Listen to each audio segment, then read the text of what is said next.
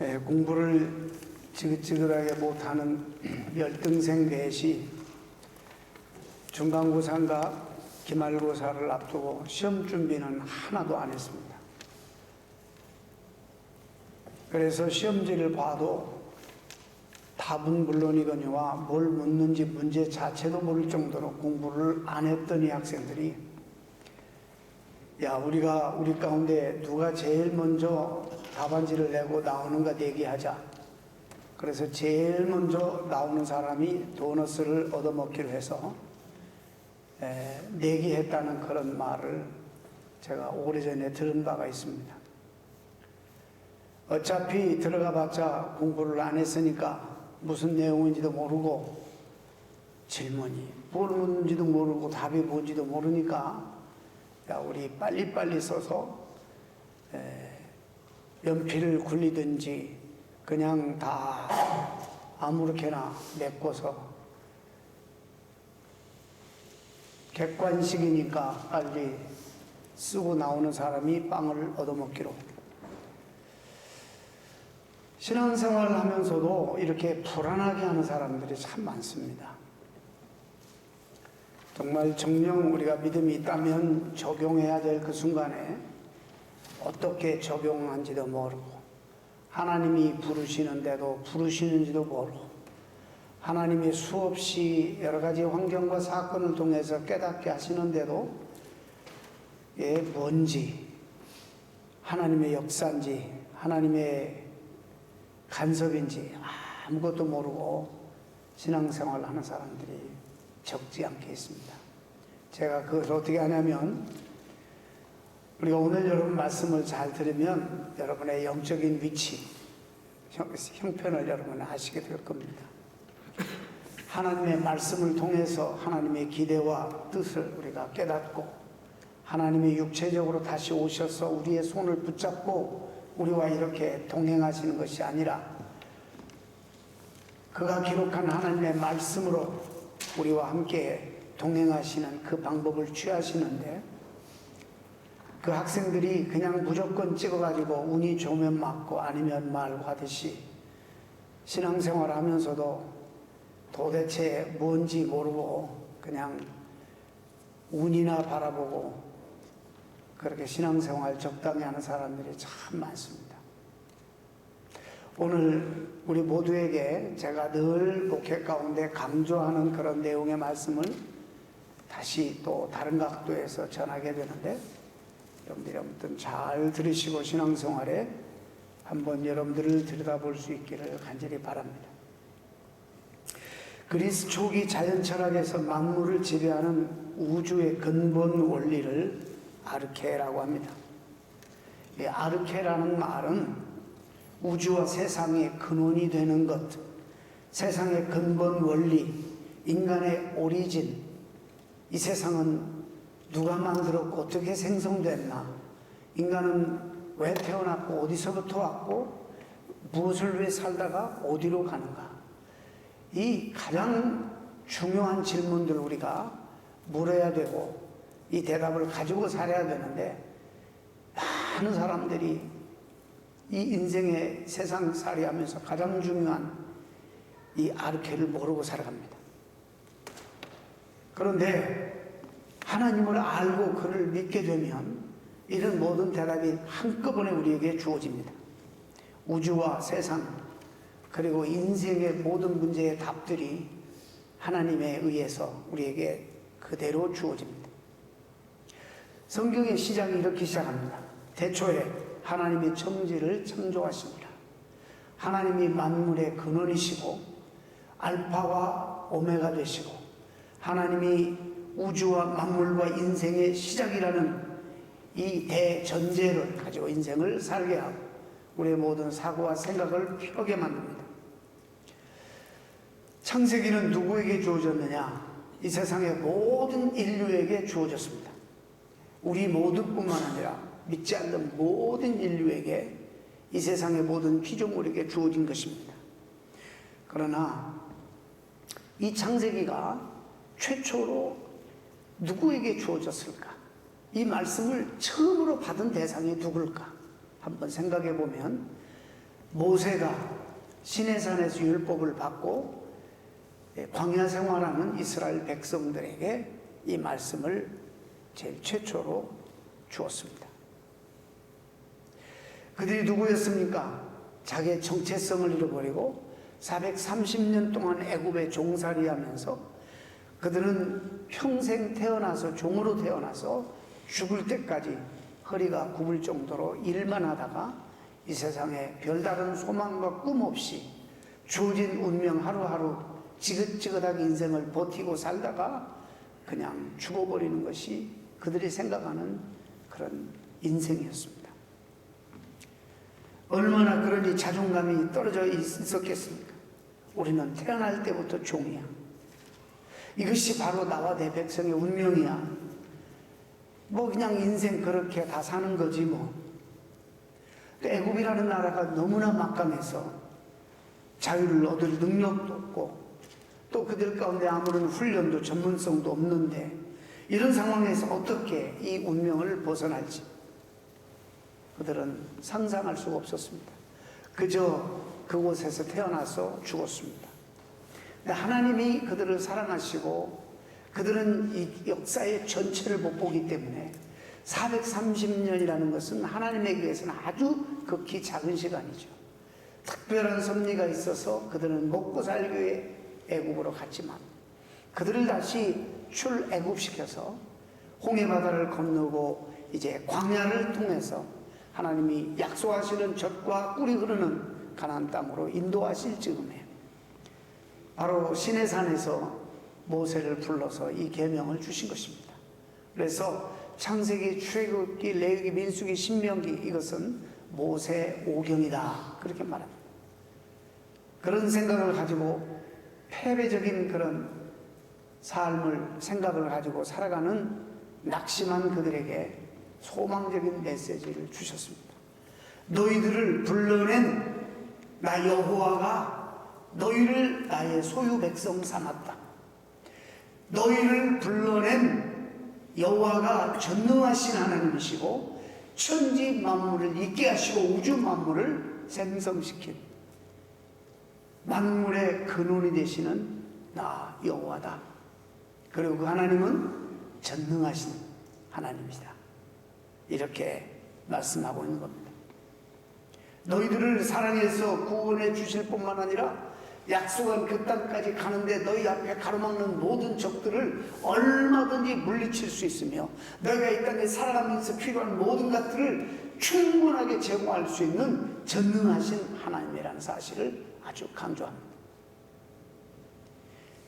너희가 그동안에 믿고 있었던 애굽의 신들, 피, 개구리, 이, 파리, 악질, 독종, 흑암 이게 다 애굽의 신들의 상징이에요. 하나님이 10가지 재앙을 내리시는데 그 재앙의 의미는 그들이 믿고 있었던 애굽의 신들을 재앙하는 거예요.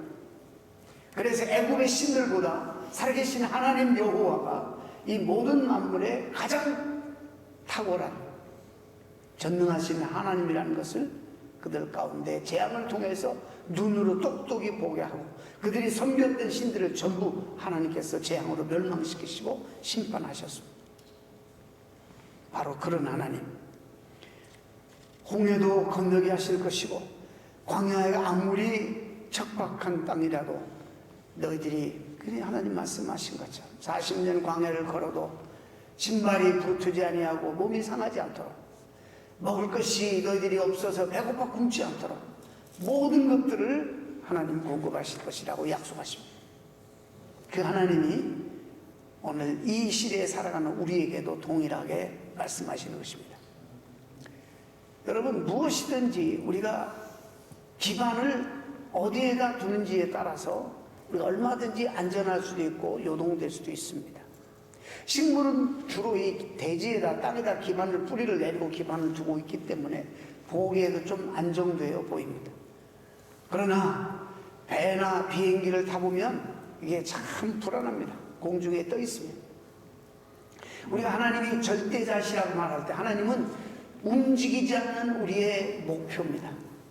우리는 수없이 움직이니까 우리로 목표 삼아서는 큰일 납니다.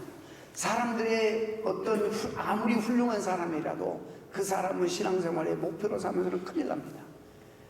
영원히 불변하시는 하나님, 절대자이신 하나님, 완벽하신 하나님, 그분이 우리 신앙생활의 표대고 근거입니다. 여러분, 우리가 어디에다가 신앙생활의 기반을 두느냐에 따라서 우리 신앙생활이 견고해질 수도 있고, 우리가 날마다 상황에 따라서 흔들리고 요동칠 수 있다는 사실을 여러분 알아야 합니다. 오늘은 믿음에 대한 기독교의 입문, 가장 하나님이 우리에게 선물로 주실 때 시작되는 신앙생활의 출발이 믿음입니다. 이것은 추상명사가 아닙니다. 이것은 우리를 구원하는 능력이고 우리 삶을 능력 있고 풍성케 만드는 하나님의 놀라운 은총이고 능력입니다. 추상명사가 아닙니다. 온전하시고 절대자이신, 그리고 하나님의 그 약속에 기반해 두고 우리의 믿음을 거기다가 기반을 둘 때 흔들리지 않고 우리가 견고하게 신앙생활을 할 수 있는데, 주로 우리는 어디에다 근거를 두느냐? 신앙생활에 요동이 많고 변화가 많고 벤다운이 많고 이런 분들은 주로 어디에다 기반을 두냐면 자기 자신의 이성이라든지 자기 자신이 이루고 성취한 그런 곳에 기반을 둡니다. 여러분 스스로 여러분 생각해 보세요. 얼마나 실망스러운 존재인지. 하나님이 우리에게 은혜 주시지 않으면 우리가 얼마나 참 불완전하고 실수가 많은 존재인지 여러분 아실 것입니다. 그래서 믿음이 흔들리는 사람들의 공통점은 견고한 하나님의 약속, 하나님의 말씀에 두지 아니하고 자신의 것에 근거를 두기 때문에 흔들리고 요동하고 믿음 성장이 없는 것입니다. 말씀드립니다. 먼저 전제로, 믿음은 하나님이 우리에게 주시는 하나님의 선물입니다. 하나님이 우리에게 이 선물을 주셔야지 우리가 새로 거듭나고 태어나고 그 다음에 믿음 생활이 시작되는 거예요. 근데 우리 많은 경우에 사람들은 우리의 이성으로 하나님을 어떻게 깨달아 알려고 노력하고 그런 걸 통해서 믿음을 우리가 가지게 되는 것으로 생각합니다. 이성적으로 하나님을 알려고 한다든지 또한 내가 경험한 것, 그 경험을 가지고 하나님을 알려고 하면 반드시 신앙생활의 벽에 부딪힙니다.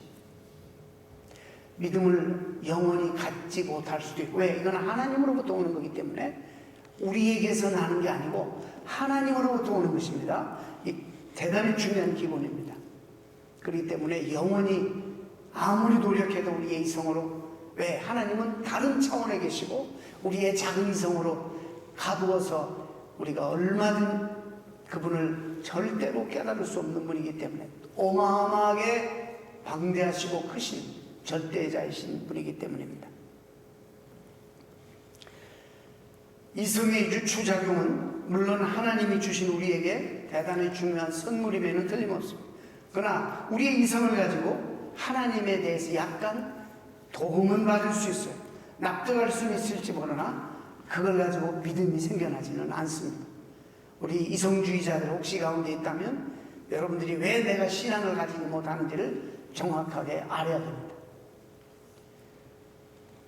우리 인간에게 있어서 하나님이 주신 큰 특권, 그리고 이 무기 중에 두 개가 있는데 하나는 이성입니다. 만물의 영장이라고도 하죠. 깨달을 수 있는 이성, 사고할 수 있는 이성을 줬어요. 또 하나는 우리의 감성이에요.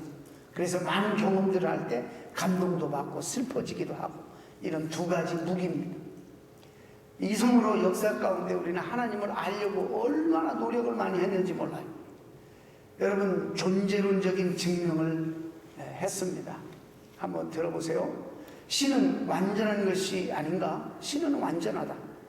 완전하다면 모든 것을 갖추고 있어야 하는데, 완전하신 신이 존재라는 요소를 가지고 있지 않으면 불완전한 것이 된다. 그러므로 신은 존재한다. 무슨 말이에요, 이게? 이게 무슨 말이에요, 여러분? 근데 이게 유명한 안셀무스라는 철학자, 신학자가 얘기한 말이에요.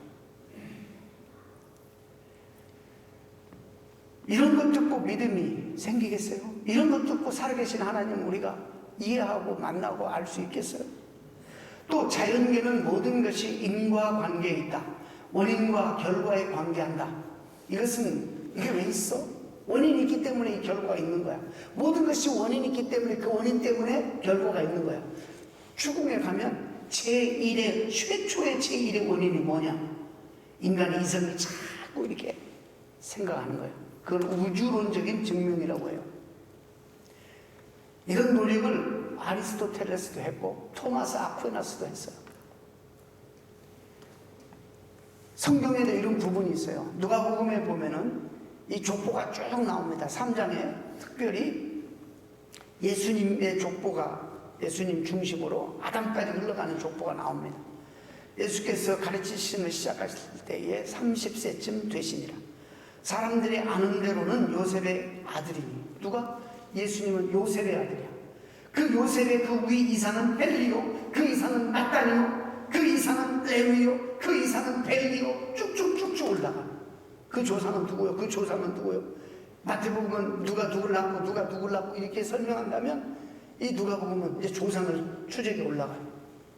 38절에 가서 쭉 올라가다가 그 이상은 에노스요, 그 이상은 셋이요, 그 이상은 아담이요, 그 이상은 하나님이십니다. 이렇게 얘기하고 있어요. 그래서 토마스 아퀴나스 같은 사람은 이것을 근거로 제1원인, 이 모든 것을 있게 하신 바로 그분이 하나님이시다 이렇게 주장합니다. 우리가 많이 지성인들이 하는 말들이에요. 이런 사고들 굉장히 합리적이죠. 또 하나의 목적론적인 증명이 있어요. 이것이 있기는 분명한 목적이 있이 만들었어요. 만드는 사람이. 네? 도자기 만드는 사람이 물 마시라고. 이 모든 것이 다 목적이 있어요. 목적 없이 만든 게 없어요. 이 세상에 돌아가는 걸 보니까 신묘막측해요. 모든 것이 다 질서가 있어요. 목적 없이 그냥 우연히 생겨난 것이 없단 말이죠. 로마서에도 제가 말 읽었죠. 예배 전에. 바울이 사용하고 있는 방법 중에 하나예요. 하도 안 믿으니까 조금이라도 그 마음을, 완악한 마음을 열어보려고 온 우주 만물들의 질서를 보라. 하나님의 신성이 또 하나님을 알만한 것이 저희 속에 보이니라. 창세로부터 그의 보이지 아니하던 것들 곧 그의 영원하신 능력과 신성이 그 만드신 만물에 분명히 보여 알게 된다. 그러므로 핑계할 수 없다. 아주 단호하게 얘기합니다. 이것을 목적론적인 증명이라. 이게 우리의 이성적인 시도로 하나님을 알기 위해서 엄청나게 역사에 노력을 해왔다는 것을 지금 말씀드립니다.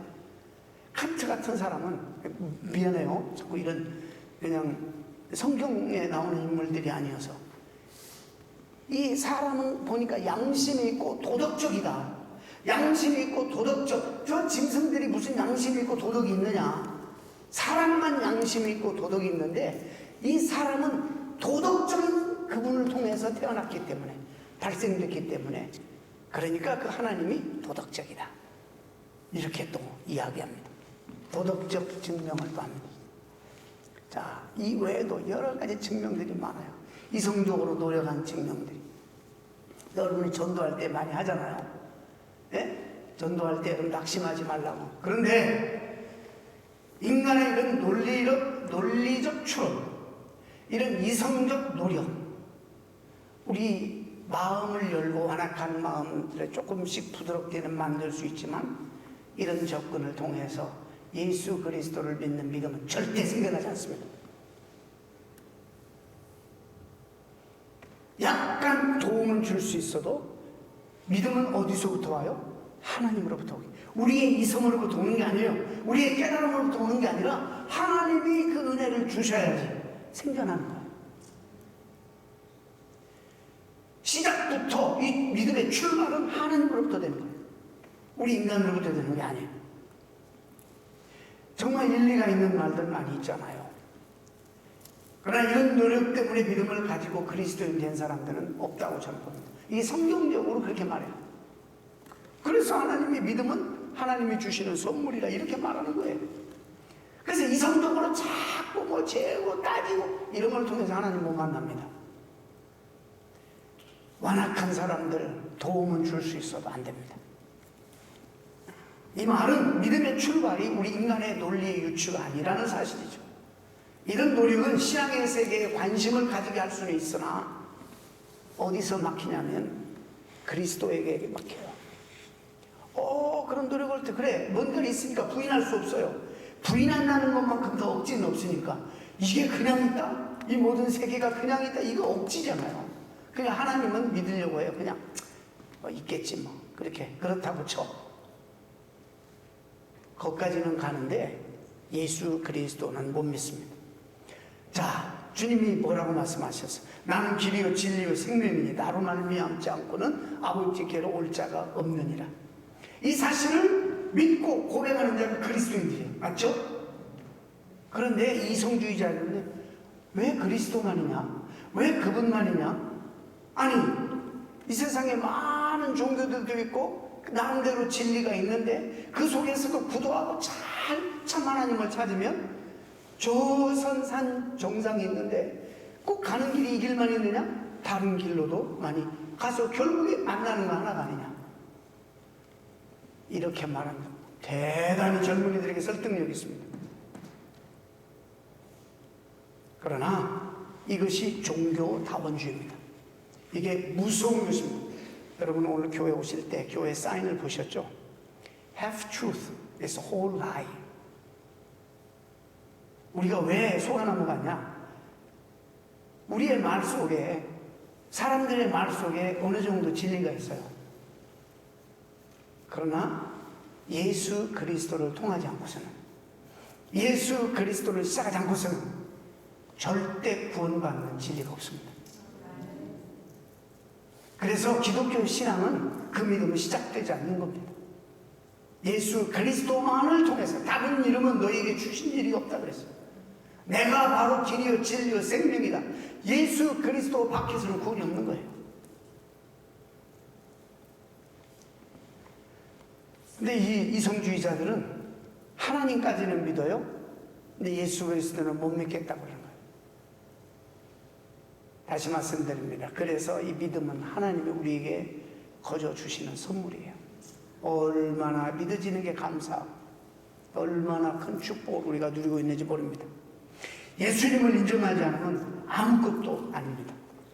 기독교 신앙이 아닙니다. 나띵입니다. 내가 하나님의 아들을 믿느냐? 귀신들도 믿고 떠느니라. 귀신도 믿는데요. 귀신도 구원과 전혀 상관없는 귀신들도 알고 떠는 예수 그리스도만을 통해서 우리가 구원이 주어진다는 사실을, 이건 성경의 엄청난 선언이에요. 선언. 이 선포예요. 이거는 타협할 여지가 없는 거예요. 여러분을 설득하려고 하지 않아요. 성경은 주인이시기 때문에 그렇다는 거예요. 선언하는 거예요. 선언. 믿든지 안 믿든지 상관하지 않아요. 성경은 선언, 하나님 하신 일에 대해서 선포하는 거예요. 그래서 얻게 되는 결론은 믿음의 출발이 우리의 이성이 아니다. 우리의 노력으로 절대 하나님 못 막는다. 하나님이 우리에게 은혜 주셔야지만 하나님 신앙이 시작되고 믿음이 출발한다. 아멘. 네, 중요한 진리예요. 두 번째, 인간이 또 자랑하는 무기가 뭐냐면 감정이에요. 경험. 우리가 어떤 사람과 대화할 때 참 대화가 안 되고 답답하게 여기는 것은 이 사람은 자기 경험의 제한 속에 갇혀 있어요. 이 사람의 경험을 다 같이 경험할 수 없어요. 그게 말이 안 돼. 소통이 안 될 때가 많아요. 내 경험밖에 모르니까. 이렇게 제한되어 있는 주관적인 경험들이에요. 너무 불안한 거예요. 보고 듣고 느낀 것을 우리는 믿겠다는 거예요. 안 보이니까, 안 들리니까. 여기 너무 의존하는 거 경험에. 이거 위험한 신앙입니다. 정말 위험한 신앙입니다. 아니, 도움은 돼요. 우리 신앙생활에. 참 어떤 모멘텀을 주고 우리를 회개시키시고 우리를 정말 연약한 가운데 일으키고 다시 한번 강하게 그리스도인으로 붙잡는 그런 도구로 쓰임받을 수 있지만은 이것이 믿음을 주진 않아요. 이것이 우리 믿음을 성장시키지도 않아요. 우리 아세요? 자기가 보고 싶은 것만 본다는 사실. 설교를 들어도 같은 날 같은 시간에 같은 설교자에게 동일한 설교를 들어도 다 받아들이는 게 달라요. 그래서 좀 옛날에는 종종 물었어요. 오늘 하나님께서 뭐라고 말씀하셨습니까? 그러면 오늘 권사님은 그냥 잘 믿으라고 그랬어요. 정말로 애매한 대답이죠. 애매한 대답. 잘 믿으라고 그랬죠. 맞아요. 어디 반박할 말이 없어. 그렇게 정확하게 대답을 해. 잘 믿으라고 그랬대. 어떤 사람은 그 가운데 별로 중요하지 않는 예화 하나를 기억하고 그걸 묵상하고 있고, 어떤 사람은 그냥 하나 유머, 근데 그것이 이 순간에는 의미가 몰라가지고 이게 무슨 말인가 그것만 묵상하다가 집에 가서 그때 깨달아가지고 웃는 사람, 그런 사람들이 다 많아요. 제가 여러분에게 그림 하나를 보여드리려고 합니다. 자, 이 그림 한번 좀 보세요. 똑같은 눈으로. 이게 뭐예요? 뭡니까? 말씀하세요. 뭐예요? 응?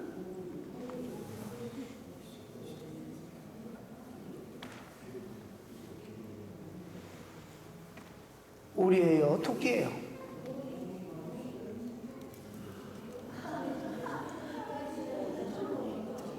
토끼예요? 오리예요?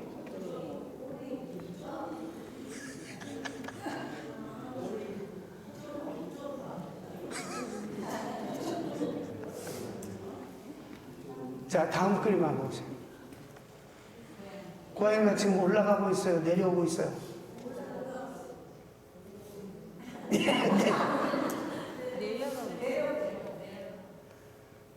감사합니다. 됐습니다. 우리가 보는 것들이 이렇게 제한되어 있고, 우리가 보는 것들이 이렇게 참으로 불안해요. 오리로 보면 오리고, 토끼로 보면 토끼고, 내려간다 보면 또 내려가고, 올라간다 보면 올라가고.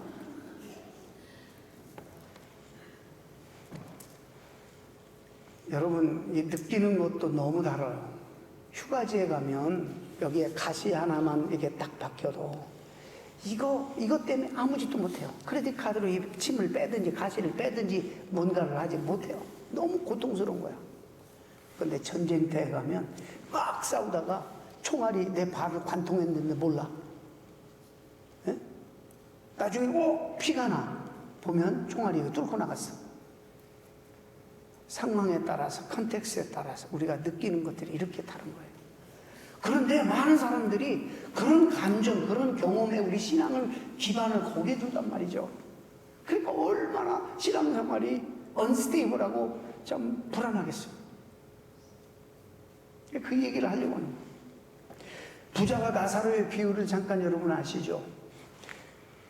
부자는 이름이 없지만 나사로는 이름이 있어요. 여호와는 나의 구원자라는 뜻이에요. 둘이 다 살다가 이 비유 가운데 둘이 죽어서 하나는 아브라함 품에 안기고 하나는 지옥에 불구덩이가 있었어. 이렇게 보니까, 고통 중에 보니까 자기 집 앞에서 구걸하던 나사로가 아브라함 품에 있는 거야. 소리를 질러대는 거야. 불 속에서. 아브라함이여, 아브라함이여, 내가 너무 고통 중에 있나이다. 내가 이 불 속에서 너무 고통을 받는데 저 나사로를 통해서, 지금도 시키려고 그래. 상황이 완전히 바뀌었는데 저 나사로를 통해서 손끝에다가 차가운 물 한 방울만 내 혀끝에 떨어뜨려 주었으면 좋겠다. 그럴 수 없다. 그러면 이게 안 된다면 나는 뭐 결국에 이렇게 됐지만 아직도 이 땅에 내 형제들이 많이 살아있고 친지들이 많은데 천국과 지옥이 이렇게 있다고, 죽음 후에 사후의 세계 이런 삶이, 이런 것이 있다고 좀 저 나사로를 살려보내서 꼭 그들에게 설교하고 간증하게 해달라. 하나님 뭐라고 그러셨어요? 성경에? 이 땅에는 이미 모세와 선지자가 있다. 즉 다시 말해서 하나님의 기록된 말씀, 모세를 통해서, 선지자들을 통해서 기록하시는 하나님의 말씀이 이 땅에 있기 때문에 그를 통해서 믿지 않으면 죽은 자가 아무리 살아나서 와서 전해도 못 믿는다는 거예요. 믿음이 그렇게 생기는 게 아니라는 거예요. 아시겠습니까 여러분? 이게 체험의 한계입니다. 부정하는 거 아니에요. 우리에게 도움이 될 수 있어요. 그러나 이것이 체험의 한계라는 것을 여러분 아셔야 돼요. 하나 체험하면 의심이 또 생기고 더 세고 더 강한 것을 요구하게 돼 있어요.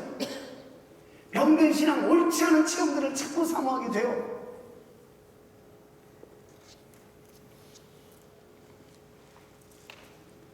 우리의 경험과 체험이 이렇게 불안정한 것입니다.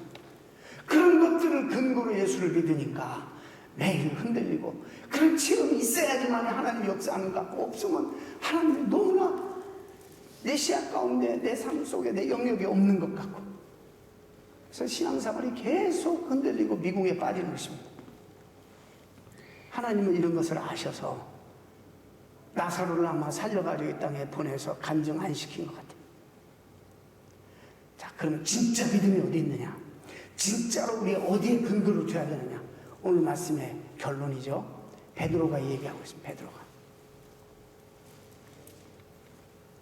우리에게서 속한 우리의 이성이나 우리의 지성이나 우리의 감정, 경험이 아니라 이런 불완전한 거에 우리 믿음의 기초를 줘서는 안 되고, 영원히 변치 않는 하나님의 말씀, 하나님의 약속에 우리의 믿음에, 우리의 모든 신앙생활에 근거를 줘야 된다, 이렇게 말씀하고 있어요. 사도 베드로가 누구예요? 누구보다도 예수님 가까이의 수제자로 천국 복음을 들었고, 물이 포도주로 변한 것 그 앞에서 봤고, 죽은 자를 살리시고 귀목걸이를 여시고 눈을 뜨게 하신 모든 사건을 봤고, 개인적으로도 부름을 당할 때 한 마리도 고기를 못 잡았는데 하나님의 은혜로 이쪽에 깊은 데가 그물을 던져라, 그물이 찢어지도록 고기를 많이 잡는 친히 체험을 했어요. 누가 이 세상에서 바다 위를 걸어본 적이 있어요? 베드로가 걸었어요. 변호산 체험을 했어요. 우리가 신앙생활하면서 그런 얘기 많이 해요. 그런 기도도, 하나님 왜 베드로와 요한과 야고보만 체험을 해야 됩니까? 저에게도 그냥 변화산의 체험을 좀 하게 해주세요. 그럼 내가 잘 믿고 내가 정말 주를 위해서 평생 헌신하겠습니다. 그런 기도하죠. 굉장히 합리적인 것 같고 대단히 그게 일리가 있는 것 같지만 하나님은 아시는 거예요. 그게 큰 도움이 안 된다는 걸.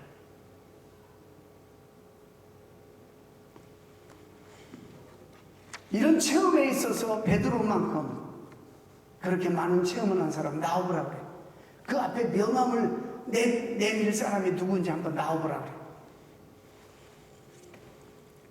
그런데요, 그 베드로가 신중하게 말씀하고 있는데 한 가지 중요하게, 내가 지금부터 이야기하는 것은 공교히 만들어낸 말이 아닙니다. 내가 주님 바로 그 앞에서 수제 노릇도 하고 누구보다 많은 말씀을 들었고 누구보다도 그분의 삶의 가르침을 친히 받았고 누구보다 체험과 경험이 많지 않습니까?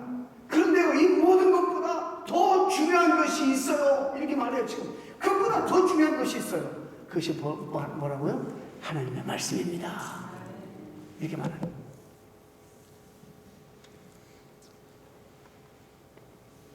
베드로후서 1장 16절에 그대로 나와 있어요. 우리 주 예수 그리스도의 능력과 강림하심을 너희가 알게 한 것이 공교히 만든 이야기를 쫓는 것이 아니다. 우리는 그의 크신 위엄을 친히 본 자라. 지극히 큰 영광 중에 이런 소리가 그에게 나기를, 이는 내 사랑하는 아들이요 내 기뻐하는 자라 하실 때에 저가 하나님 아버지께 존귀와 영광을 받으셨느니라. 이 소리는 우리가 저와 함께 거룩한 산에 있을 때 하늘로서 나와서 들은 것이라. 변화사 사건 아니에요? 변화사 사건. 그런데 여기서 멈추지 않아요, 베드로가. 그런데 여기에 그치지 않고 그 다음 말이 우리가 참 주목해야 되는데 이런 말을 해요. 우리에게 더 확실한 예언이 있다. 우리에게 더 확실한 예언이 있는데 내가 보고 들은 것보다 체험한 것보다 더 확실한 게 있는데 이게 뭐냐면 하나님의 언약의 말씀이라고 했어요. 하나님의 성경이다. 저는 오랫동안 이걸 많이 강조하는데 그냥 무슨 말씀을 떠나서 무슨 성령 운동이 있어요? 말씀을 떠나서 하는 운동은 무당이 굿하는 것 같은 거예요, 여러분들. 그래서 이 말씀에 입각한 건전한 성령 운동을 해야 되고,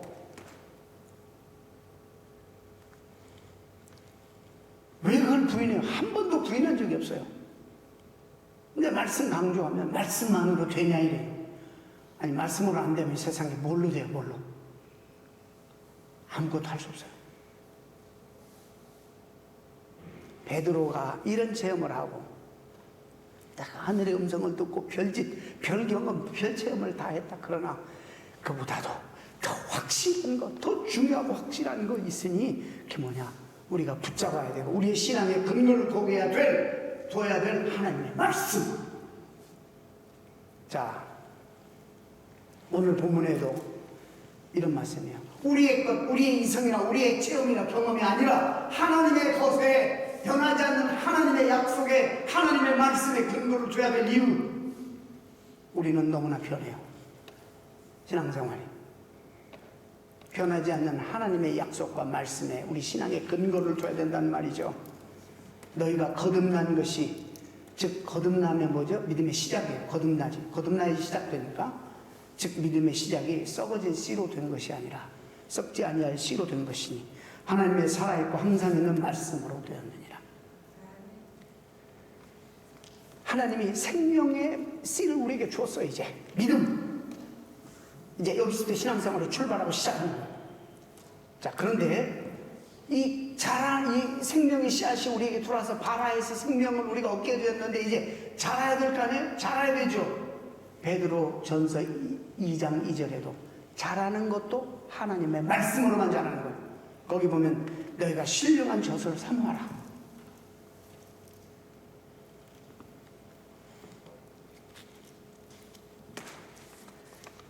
갓난아이들 같이 순전하고 신령한 젖을 사모하라. 뭘 얘기해요? 하나님 말씀.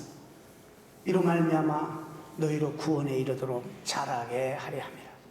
자, 그렇다면 우리가 신앙생활하고 믿음생활하면서 말씀을 가까이 하지 않고 멀리하면서 한다는 것이 이게 가능한 일입니까? 이게 불가능한 일이거든요. 그런데 이거 모르니까 그냥 뭐 문제 읽어도 모르고 답도 모르고 이러니까 들어가서 연필 굴리든지 찍자. 그래서 요행이나 바라, 운이나 바라, 이런 신앙생활을 하는 거예요. 이게 보통 심각한 게 아닙니다. 말씀을 멀리하고 신앙생활을 하는 것이.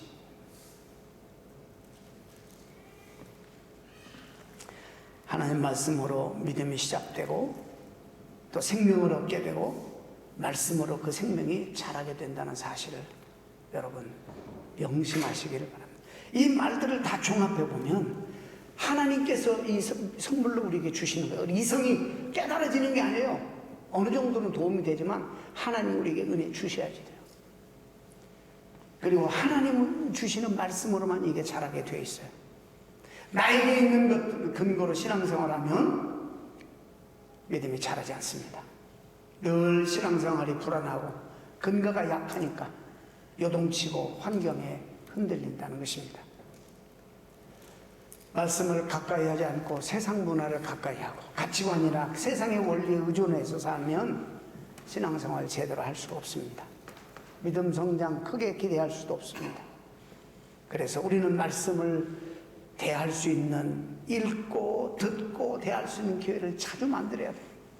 우리 선조들이 우리보다 배움은 작고 우리보다 정보는 적었지만은 얼마나 말씀을 사모했는지 몰라요. 예배를 얼마나 귀하게 여겼는지 몰라요. 주일 예배, 저녁 예배, 수요 예배, 금요 예배, 철학 예배. 이민교회는 뭐 하는 거예요? 주일날 겨우 한 번 나와 말씀 듣는 것도 이것은 우리에게 특별한 행사가 되어버려서 나에게 어떤 일이 없으면 나오고 뭔 일 하나라도 생기면 틀림없이 예배 안 오고 거기 가버리는 이런 무기력한 이민교회 성도들을 바라보면서 어떻게 하면 이 영성을 회복할 수 있을까?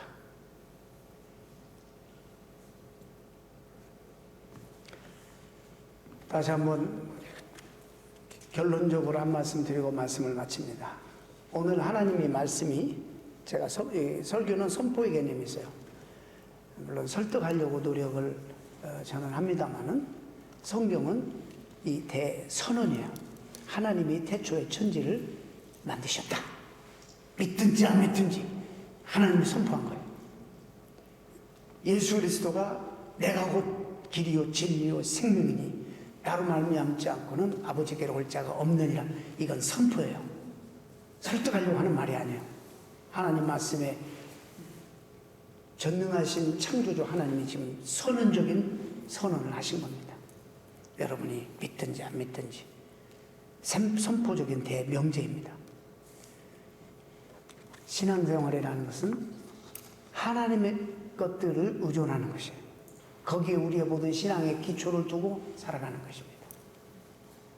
이성주의자들 시간 낭비하지 마시기 바랍니다. 그렇게 해서 하나님 알아가는 게 아닙니다. 하나님 나를 불쌍히 여겨주세요. 내가 하나님 수준이라면, 그 수준이라면 내가 알게 되겠죠. 하나님이 내 수준이라면 내가 이해할 수 있겠죠. 하나님은 절대로 우리의 수준이 아닙니다. 건방진 태도예요. 안 됩니다. 하나님은 우리에게 오셔서 계시의 영을 주시고 믿음을 주셔야지만 시작되는 게 신앙생활이에요. 그리고 이렇게 시작된 신앙생활을 하나님의 말씀을 가까이 대하면서 성장해서 건강하고 아름답고 풍성한 그리스도인의 삶을 사시는 여러분 되시기를 축원합니다. 기도하겠습니다.